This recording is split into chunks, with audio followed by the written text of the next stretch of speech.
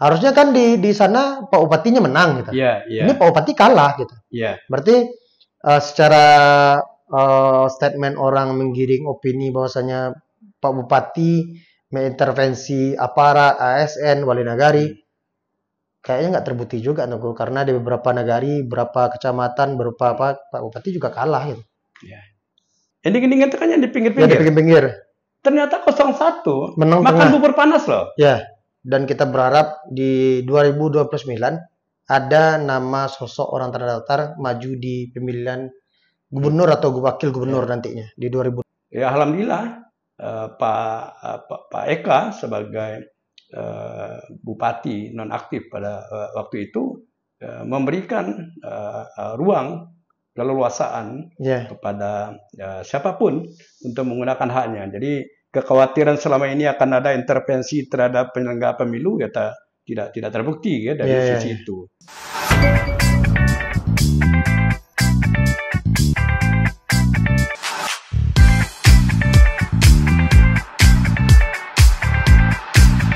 Assalamualaikum warahmatullahi wabarakatuh. Kembali lagi dengan saya Raffi Aditya di podcast Temu Tamu. Nah, kali ini Pilkada Kabupaten Makassar, Pilkada serentak se-Indonesia sudah berakhir tahapan pemilihannya. Kita tinggal menunggu KPU Kabupaten Makassar untuk memutuskan siapa pemenang di Pilkada 2024 ini. Nah, karena Pilkada udah selesai, kita mengundang salah seorang tokoh masyarakat Kabupaten Makassar. Nah, kebetulan beliau pernah hadir di podcast Temu Tamu dan sekarang beliau hadir. Saya berharap omongan atau pembahasan kami di podcast ini bisa menjadi pendingin suasana di pasca Pilkada Kabupaten Makassar. Karena tidak ada lagi 0102, tidak ada lagi perubahan dan lanjutkan. Kita sekarang masyarakat Kabupaten Makassar, mari bersama-sama bahu-membahu untuk majunya Kabupaten Makassar. Nah, yang hadir bersama kita yang terhormat adalah Angku Basrizal Datuk Pengulu Basah. Assalamualaikum Angku. Assalamualaikum warahmatullahi wabarakatuh. Terima kasih Angku udah hadir di podcast Temu Tamu untuk yang kedua kalinya. Raffi mengundang Angku yaitu guna untuk menjelaskan Angku, karena Angku 2010 itu pernah menjadi salah satu paslon di Pilkada 2010 dan di waktu itu Angku peringkat kedua, memiliki suara terbanyak nomor 2 gitu kan. Nah, melihat Pilkada Kabupaten Makassar dan merujuk kepada pengalaman yang aku pernah alami, apa yang terjadi nih di Pilkada Makassar sekarang ini? Baik, terima kasih Dinda Raffi. Saya kembali hadir di podcast Raffi ya untuk yang kedua kali. Kedua kali Angku. Ya, mudah-mudahan ini bermanfaat. Amin, buat kita dan untuk masyarakat kita. Ya, sebagai pencerahan ya di dalam melihat agenda politik daerah atau pemilihan kepala daerah. Sebelum saya menanggapi apa yang tadi disampaikan oleh Dinda Raffi soal pengalaman saya 14 tahun yang lalu ya, saya ingin menyampaikan bahwa tahapan pilkada kita masih berlangsung, masih berlangsung. Sekarang pencoblosan alhamdulillah sudah berjalan ya pada tanggal 27 kemarin. Ya, kita memberikan apresiasi kepada masyarakat kita yang sudah datang ke TPS menggunakan hak pilihnya. Kemudian kepada jajaran penyelenggara pemilu juga kita sudah harus menyampaikan ucapan terima kasih. Begitu juga kepada masing-masing pendukung pasangan calon. Ya, kita sambil menunggu penetapan hasil pemilihan kepala daerah oleh KPU. Ya, kita coba untuk berbincang-bincang. Ya, biarkan proses itu berjalan sesuai dengan jadwal yang sudah ditetapkan oleh KPU. Ya, saat ini berlangsung penghitungan secara manual, Ya, secara manual, dan insya Allah nanti KPU akan menetapkan hasil ya tanggal akhir 16 itu tanggal 16 Desember. Desember, ya, tanggal 16 Desember. Dan sesudah itu juga kita masih harus menunggu Hmm, apakah paslon dalam hal ini baik 01 maupun maupun Kosovo. 02 akan bisa langsung menerima penetapan KPU tentang hasil pemilihan kepala daerah tanggal 27 November itu, Ya, atau mereka ada di antara pasangan calon yang akan menggunakan hak mereka, ya sengketa pemilu. hak hukumnya Hmm, untuk membawa ya ke ke MK, Mahkamah Konstitusi. melakukan gugatan ke Mahkamah Konstitusi. Nah, kalau itu kalau itu ada, ya kita hormati ya sebagai sebuah pembelajaran sekaligus wujud dari kedewasaan kita di Tanah Datar ini Ya. dalam menyikapi perbedaan-perbedaan. Tapi kalau penetapan KPU tanggal 16 nanti bisa diterima, oh itu alhamdulillah sekali. Ya. Ya, sehingga kita bisa merajut kembali ya hubungan silaturahmi yang mungkin ya selama masa kampanye ada yang tergores, terganggu dan sebagainya untuk bersama-sama memberikan dukungan kepada pasangan calon terpilih memimpin dan memajukan Kabupaten Tanah Datar ini. Ini harapan kita. Ya. Jadi kita hargai saja ya proses itu, ya tidak perlu kita memandang secara negatif, apalagi sinis, apalagi menganggap itu sebagai sesuatu yang tidak sehat. Ya kita hormati itu. Karena memang sudah terbukti kita cukup dewasa dan proses yang sudah berlalu. Ya, misal saya lihat kasus ya pelaporan dugaan ASN melanggar netralitas. Ya, alhamdulillah itu diproses kan di lembaga peradilan dan sudah dijatuhkan vonis.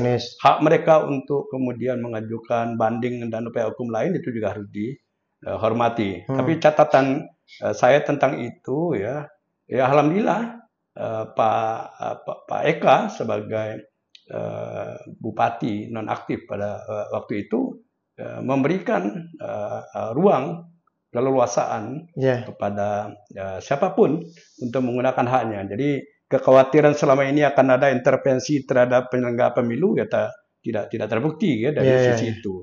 Kemudian kalau ada juga laporan-laporan yang tidak direspon sesuai dengan apa yang menjadi keinginan para pelapor, kalau ada alasan hukum juga harus ya kita hargai kalau mereka menggunakan hak hukum ya. Apakah melaporkan penyelenggara pemilu ke DKPP atau badan-badan lain yang memang dibentuk untuk menangani hal-hal yang semacam itu.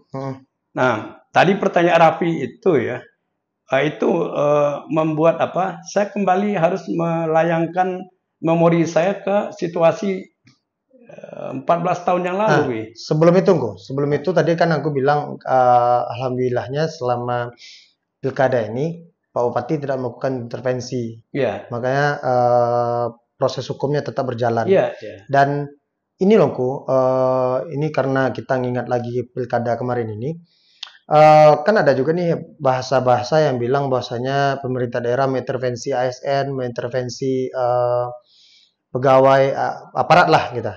Nah, dari hasil quick count dan penghitungan kemarin, kayaknya itu juga tidak terjadi karena di beberapa daerah yang kadis atau kabid atau kasih, ya bupati kalah di waktu itu. Di daerah itu bupati kalah gitu. Contoh dari Pasilawe gitu kan kadis Porpora kita orang Pasilawe itu.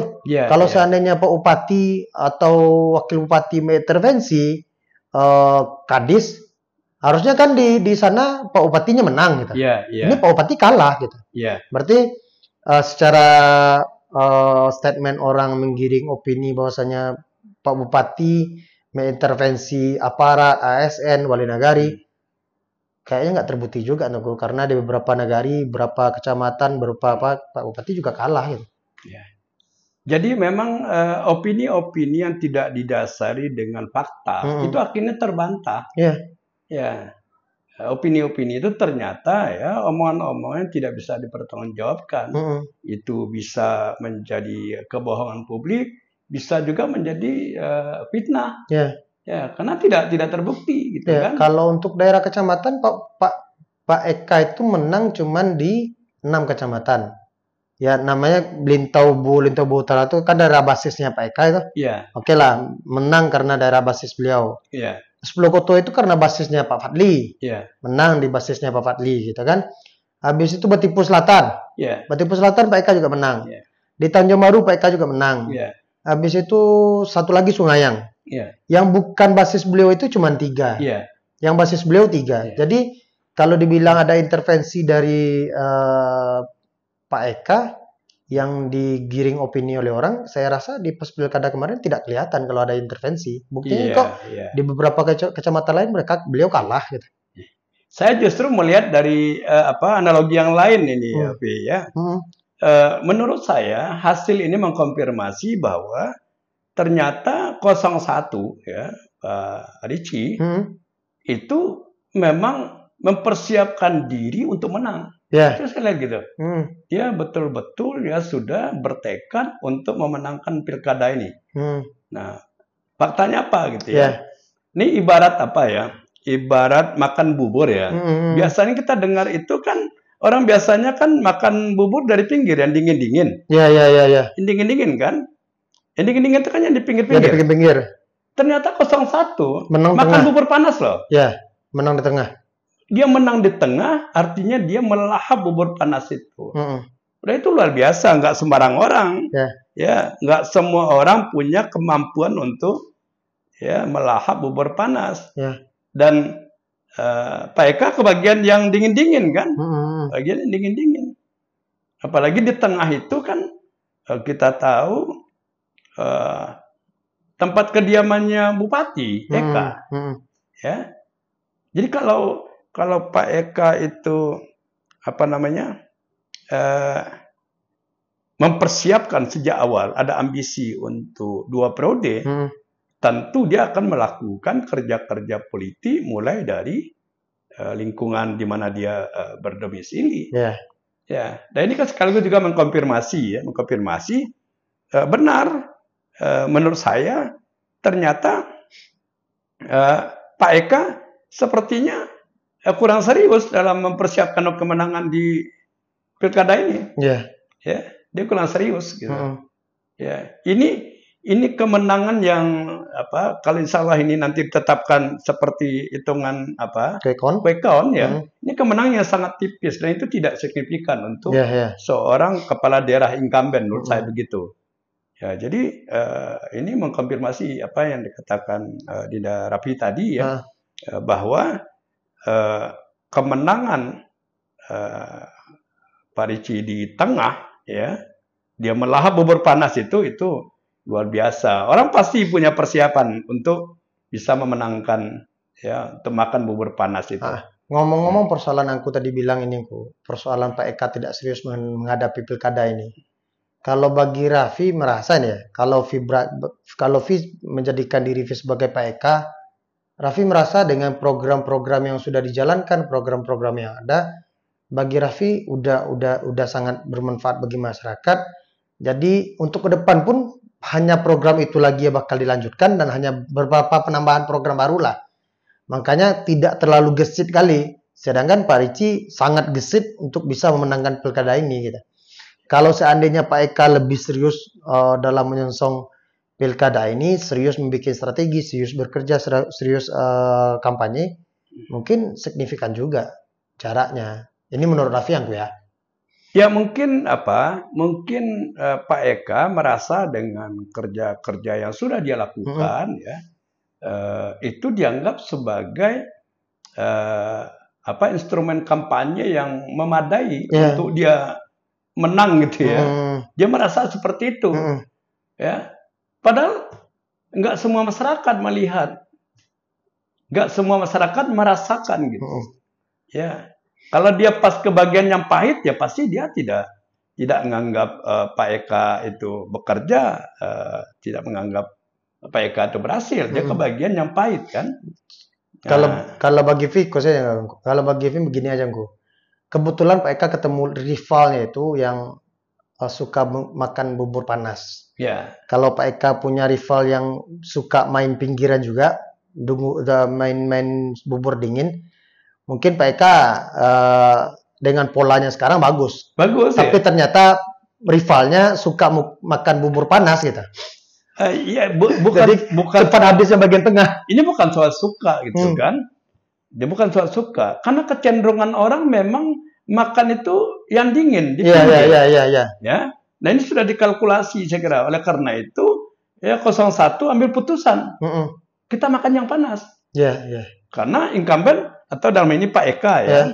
Pak Eka sudah diduga sejak awal, dia pasti nggak bahkan menggarap ini gitu. Iya. Apalagi dia merasa bahwa kerja-kerja politik yang dia lakukan bisa dilihat, bisa dirasakan oleh masyarakat yang ada di tengah ini. Ya, keyakinannya mungkin seperti itu. Nah, ngomong-ngomong nih kalau seandainya keputusan KPU masih tetap dengan hasil quick count sekarang, yaitu memenangkan 02, ada ini statement-statement orang yang mengatakan kalau Pak Eka ini tidak akan serius memimpin Tanah Datar 5 tahun ke depan karena ini periode kedua beliau. Ini mohon maaf, ada juga orang bilang periode kedua ini adalah periode yang mana Pak Eka akan memulangkan modal kampanye lah, ya kan, karena periode pertama itu mepet cuma 3,5 tahun gitu kan. Ini periode lagi 2 udah ngeluarin modal lagi atau antu blau lah kata orang ya. Kalau menurut aku dengan umur Pak Eka 47 tahun, ya kan? Umur Pak Eka 47 tahun sekarang, dan kalau bagi Raffi karir politik beliau masih bakal panjang. Kalau menurut aku statement-statement orang seperti ini bisa dibenarkan apa enggak? Ya kalau ada ya yang membuat pernyataan analisis semacam itu, saya kira yang bersangkutan juga tidak percaya dengan omongannya. Ya. Ini mungkin cara dia untuk melecut ya kesungguhan Pak Eka. Mengantisipasi jangan sampai karena ini periode kedua lalu setengah hati. Ya kan, atau karena periode kedua lalu berpikir tentang apa yang mau dibawa gitu kan. Ya, saya kira ini pelecut saja. Jadi saya kira Pak Eka tidak perlu juga menjawab ini dengan kata-kata seperti yang sudah dia lakukan. Dia tinggal membuktikan ya tentang tentang kinerja terbaiknya, tentang kesungguhan dia bekerja. Kalau misalnya kerjanya baik di periode kedua ya tidak tertutup kemungkinan karena Pak Eka udah 2 periode di kabupaten, bisa jadi Pak Eka lompat ke wakil gubernur mungkin atau DPR RI mungkin nanti ya ya. Ya jadi gini, kalau Pak Eka itu kan dia orang Tanah Datar. Istrinya orang Tanah Datar. Ini Tanah Datar ini kan kampung dia. Ya kan, sejauh-jauh Tawang-Bangau dia pulang ke kampung dia juga. Dia kalau ke Lintau lewat Batu Sangkar. Ya kan? Ya nggak mungkin lah dia seperti yang diisukan itu dia akan setengah hati ya. Karena ini sudah periode kedua. Saya nggak percaya itu. Karena pasti dia pulang itu untuk membangun daerah, membangun kampungnya sendiri. Ya, kalau sekedar untuk gagah-gagahan ya, mungkin bukan Tanah Datar juga tempat orang gagah-gagahan. Ya, Tanah Datar ini memang kabupaten tempat orang mengabdi. Ya kalau cari duitnya enggak ada di Tanah Datar. Mau cari apa? Ya mau cari tuah juga rasanya terlalu naif ya. Dia meninggalkan status kedudukannya, mungkin juga kemewahan dia di tempat lain ya untuk kesini. Enggak juga. Ya rasanya terlalu naif gitu ya. Jadi begini, kita harus belajar ya untuk memberikan kepercayaan kepada pemimpin yang dipilih oleh masyarakat. Kita harus percaya. Ya. Sampai kita menemukan fakta, dia tidak layak dipercaya karena dia berkhianat. Ya kan? Janji-janji kampanye misalnya kan, itu pasti nggak bisa dihapus. Dan setiap orang boleh menagih dan harus ditagih. Ya, setiap kata yang terlontar sebagai janji politik itu menjadi pintu masuk untuk seluruh orang termasuk yang tidak memilih menagih. Jadi nggak mungkin orang main-main. Ya kalau Raffi sih berharap gini kok. Karena Pak Eka masih muda di umur 47 tahun sekarang beliau periode kedua. Mudah-mudahan di 5 tahun ke depan jika Pak Eka ditetapkan sebagai bupati terpilih, beliau serius untuk membangun tanah datar dan kita berharap di 2029 ada nama sosok orang tanah datar maju di pemilihan gubernur atau wakil gubernur nantinya di 2029. Nah, ngomong-ngomong kembali tadi ke pembahasan kita awalku. Aku dulu 2010 itu pernah menjadi pasangan calon, ya kan? Dan aku dulu pernah merasakan menjadi orang nomor 2 lah. Baik dari posisi sebagai calon wakil bupati dan suara pun di waktu itu peringkat kedua. Ya kan? Dan bagaimana di waktu itu aku menetralkan atau mendinginkan suasana para tim-tim sukses aku waktu itu. Mungkin kan waktu itu masih panas-panasnya juga tuh. Baru H-2, H-3 sampai putusan KPU keluar, tim-tim yang berjibaku dengan aku pasti semangat itu masih tinggi-tingginya tuh. Tidak mau menerima kekalahan lah atau ini atau itu yang bersifat masih emosional lah. Nah di waktu itu aku bagaimana cara mendinginkan tim-tim aku waktu itu? Ya, jadi ini kan pengalaman ya, pengalaman. Saya tahun 2010 itu ya kebetulan saja diajak untuk berpasangan dengan almarhum ya Dr. Adi. Kebetulan saya tidak pernah bercita-cita untuk ada di posisi calon itu. Ya, nah, sebagai seorang aktivis ya, saya itu diajari untuk mempersiapkan diri kalau saya dapat amanah. Prinsipnya itu. Jadi bukan merebut kekuasaan. Saya tidak diajari merebut kekuasaan, tidak diajari untuk mengejar amanah.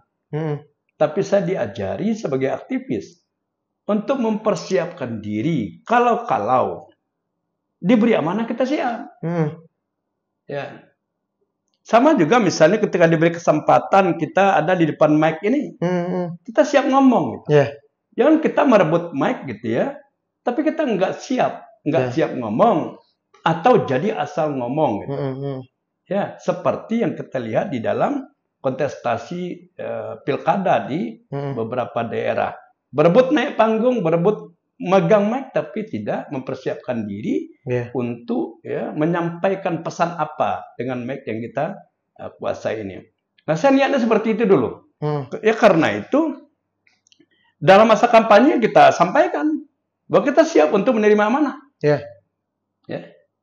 Bukan siap untuk membeli suara. Ya, bukan siap untuk membeli suara. Siap kita untuk menerima amanah. Ini pikiran kita tentang tanah datar ke depan. Kita akan buat kebijakan ini, kita akan buat program ini, kegiatan ini. Dan yang paling penting, kita sadar bahwa Kabupaten Tanah Datar ini dari sisi keuangan, jangan juga dikira menjadi daerah yang bisa mengerjakan semua hal. Dibilang miskin nanti kita malu ngaku orang enggak, kita enggak miskin ya. Tapi kemampuan keuangan daerah kita pada waktu itu, bahkan mungkin sampai sekarang juga masih lemah. Kita masih pada posisi di bawah lah ya. Nah, posisi KKD kita ini rendah. Nah, ketika saya berpasangan dengan almarhum Dr. Adi pada waktu itu kita tahu 4 pasangan calon ya. Pasangan calon. Lintau itu ada 2 loh, anak putra Lintau maju. Dr. Adi dengan Dr. Maswardi. Maswardi. Nah, saya ini kan Batu Taba, Batipo Selatan. Batipo Selatan itu 3 loh. Ya kan? 3. ada John Enardi, ada Pak Najamuddin, ya, profesor ya, sekarang pengajar di UNAN, ya. Jadi kalau dilihat dari sisi itu, wah, incumbent pada waktu itu luar biasa ya, kuat. Pak Sodik pada waktu itu kata orang dengan siapapun berpasangan dia menang. Ya. Nah, tapi kita sebagai orang beragama percaya bahwa pada akhirnya takdir Allah yang menentukan gitu. Ya. Saya itu kalau tidak salah ya, start awal itu di posisi elektabilitas 4%. Ya. Ya, 4%. Sebetulnya modal 4% itu nggak layak maju, Pi. Ya. Karena nggak mungkin menang. Ya. Modal 4% itu nggak layak. Kita harus punya modal dasar minimal 2 digit. Ya, 15-20 lah. Iya, itulah kan. Nah, apalagi kalau posisinya head to head gitu kan. Karena 4 pasang pada waktu itu. Nah, tapi kita percaya gitu kan. Kalau Allah berkehendak, ya kan harus ada keyakinan itu. Ya kan? Kata orang awak, jangan pulang, jangan balik sebelum pagi kan gitu. Ya, jangan balik sebelum pagi. Enggak boleh kita. Jadi ikhtiarnya maksimal. Kita ikhtiar maksimal. Dan masyarakat Tanah Datar, tim yang membantu pemenangan, mereka tahu ini bukan paslon tajir, ini nggak banyak duit. Jadi saya luar biasa pada waktu itu ya, mendapat support dari kawan-kawan yang menginginkan pada waktu itu ya, terjadi pergantian kepemimpinan di Tanah Datar. Ya, jadi alhamdulillah dengan modal semangat itu, dengan niat kita perbaiki, nah kemudian kita tahu hasil akhir itu ya. Nah, jadi pertama itu dihitung di apa? Di Lintau pendukung-pendukung kita sudah gembira lah ya. Di Lintau kita menang. Tapi saya udah tahu, hitungan cepat saya udah tahu. Tanah Datar kita kalah. Menangnya cuma di Lintau. Jadi Allah berkehendak, ya pasangan 02, saya waktu itu 02, ya belum ditakdirkan menjadi pemenang. Nah, selesai gitu. Tidak boleh lagi berandai-andai.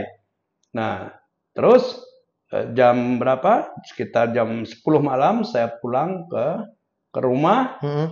Pulang ke rumah, kemudian saya istirahat. Ya, istirahat. Besok pagi sebelum matahari terbit itu saya sudah kembali ke posko di Simpuri. Saya dapati pada waktu itu ya relawan kita, pendukung-pendukung kita, ya dalam keadaan kelelahan bergelimpangan di situ kan, capek. Ini namanya juga orang kalah kan. Nah, saya datang itu justru untuk mengembalikan, memulihkan semangat mereka supaya kita kembali ke niat awal. Jangan lawan takdir. Ya, ini bagian dari keimanan kita. Takdir jangan dilawan. Kita sudah maksimal.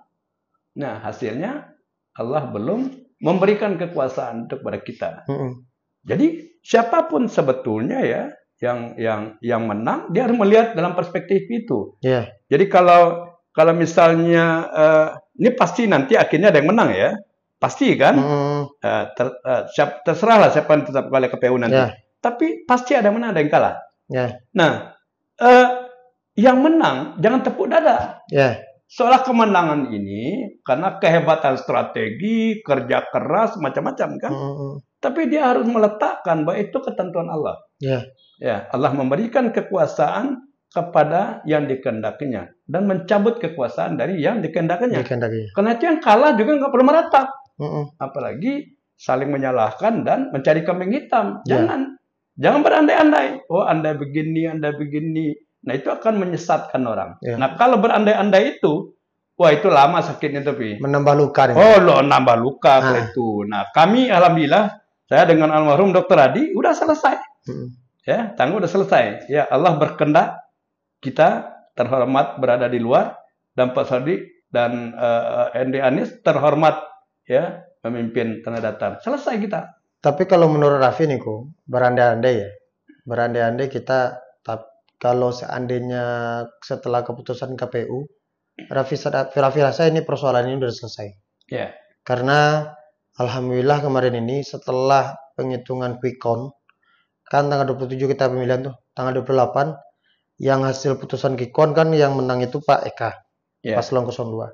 Dan Pak Ricci-nya paginya udah bersebaran tuh video persoalan beliau mengucapkan terima kasih kepada seluruh tim, seluruh dunsana gitu kan, yang terlibat lah dalam pemenangan beliau. Dan beliau bilang mungkin pas pilkada kali ini kita belum diberikan amanah, ya kan?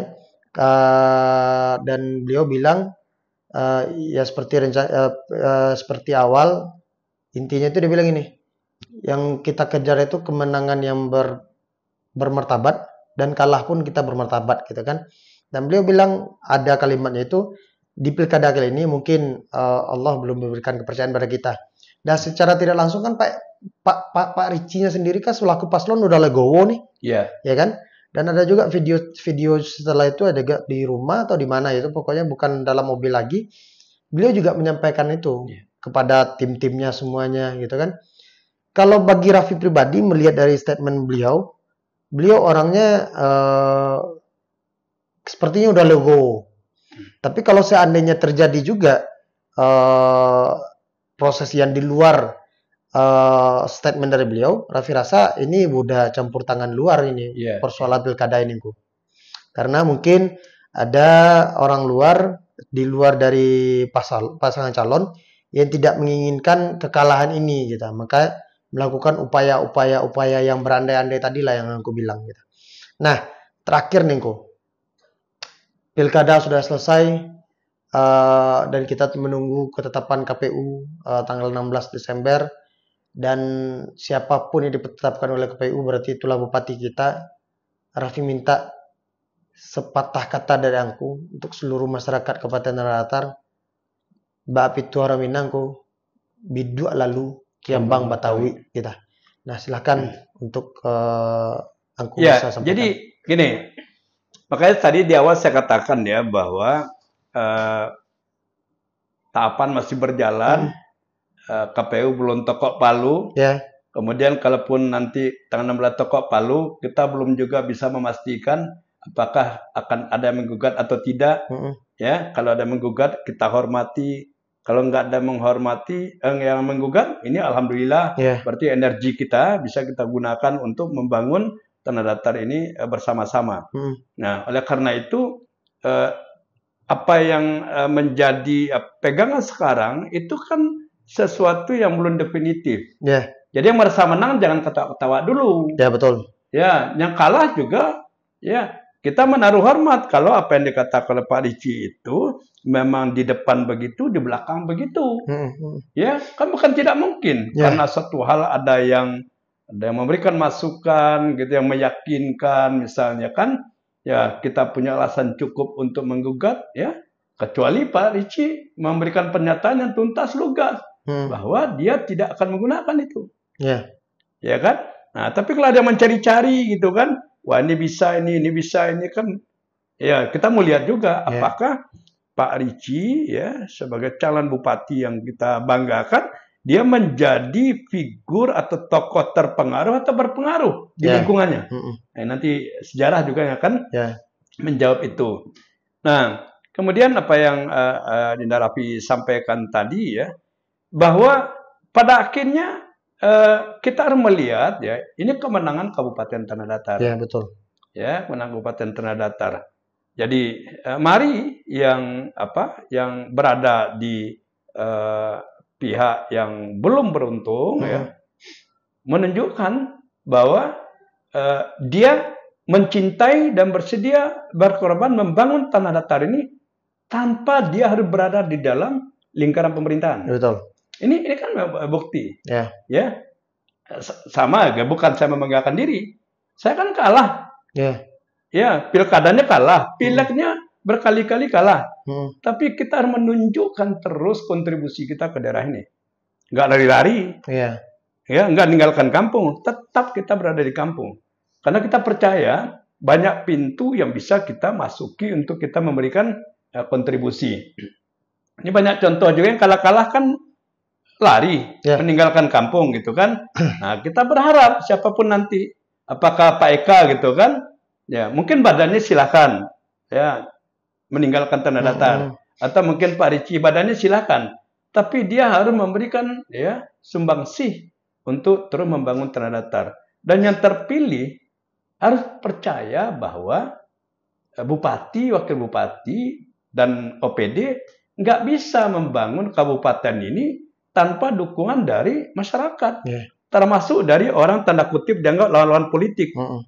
Nah, kita minta siapapun yang nantinya menjadi bupati atau bupati terpilih, dia harus menjadi pemimpin buat semua. Dan dia membuka ruang apa gitu ya? Ruang partisipasi, ruang untuk semua orang satu sekaki, baik yang tinggal di tanah datar maupun yang berada di perantauan.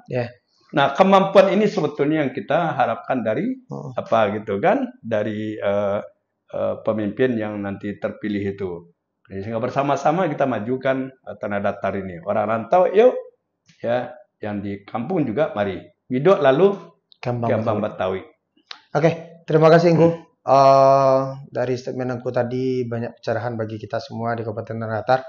Tapi aku bilang tadi sempat ngomong, walaupun aku pernah kalah menjadi calon wakil bupati, pernah kalah juga dari legislatif. Tapi kalau yang Raffi pribadi, untuk tokoh tua di ranah politik itu, buah pemikirannya yang Raffi sukai cuma 2 orang di Batu Sangkar atau di Tanah Datar. Ini mohon maaf tanpa mengurangi rasa hormat kepada senior-senior yang lain. Tapi kalau untuk sampai sekarang ini, karena mungkin pergaulan kurang luas atau pergaulan kurang jauh, yang buah pemikiran yang Raffi sukai di tokoh politik, yang tokoh-tokoh tua Kabupaten Tanah Datar cuma 2, yaitu Henry N dan aku.